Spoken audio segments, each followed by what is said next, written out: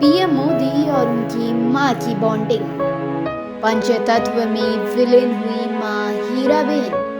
मां हीराबेन का 100 साल की उम्र में हुआ निधन। मां के साथ बिताए पलों को पीएम ने किया याद।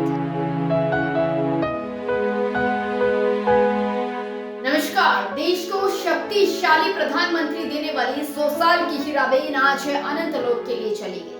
प्रधानमंत्री नरेंद्र मोदी की प्रेरणादायक मां अब इस दुनिया में नहीं रही। हीराबेन के संघर्ष और उनके आशीर्वाद से आज नरेंद्र मोदी देश के प्रधानमंत्री ही नहीं बल्कि विश्व के सबसे बड़े शक्तिशाली नेता के रूप में जाने जाते हैं। आइए हम आपको दिखाते हैं प्रधानमंत्री नरेंद्र मोदी और उनके 100 साल की मां हीराबेन की ऐसी कुछ तस्वीरें जो अब सिर्फ और सिर्फ यादों में ही रह गई है। ये तस्वीर देखिए। मां के निधन के बाद पीएम मोदी ने 100वें जन्मदिन के मौके पर उनकी कही एक बात को लोगों के बीच साझा किया है। उन्होंने बताया, मैं जब उनसे 100वें जन्मदिन पर मिला तो उन्होंने एक बात कही थी जो हमेशा याद रहती है कि काम करो बुद्धि से और जीवन जियो शुद्धि से।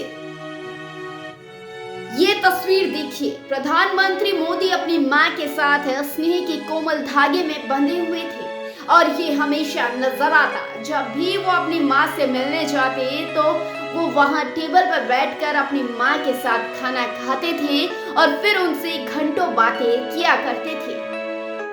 पीएम मोदी ने एक बार अपनी मां की एक खास आदत के बारे में भी लोगों को बताया था। उन्होंने कहा कि अपनी मां कभी खाना बर्बाद नहीं करती थी और जितना खाना हो उतना ही भोजन अपनी थाली में लेती थी। अन्न का एक दाना भी थाली में नहीं छोड़ती थी। ये तस्वीर जो दिखाई दे रही है, पीएम मोदी ने अपनी मां हीराबेन की एक खास आदत का भी जिक्र किया।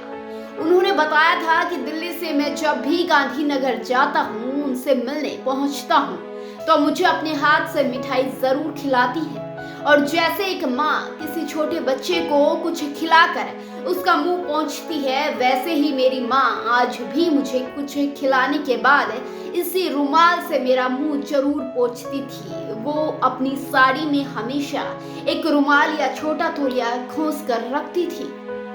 तस्वीर जो आप देख रहे हैं ये तब की है जब पीएम बनने के बाद नरेंद्र मोदी अपनी मां को कुछ दिनों के लिए दिल्ली अपने आवास लोक कल्याण मार्ग पर ले आए थे। इस बारे में बात करते हुए पीएम मोदी ने कहा था कि मेरी मां मुझे कहा करती थी कि तुम मेरे पीछे क्यों समय खराब करोगे, मैं यहाँ क्या करूंगी, तुम्हारे साथ मैं क्या बात करूं। फिर मैं माँ को समय भी नहीं दे पाता था। एक आध बार साथ में खाना खा लेता था, कभी कभार देर से आता था तो माँ को दुख होता था। रात में 12 बजे आया, माँ सोचती थी क्या कर रहा है,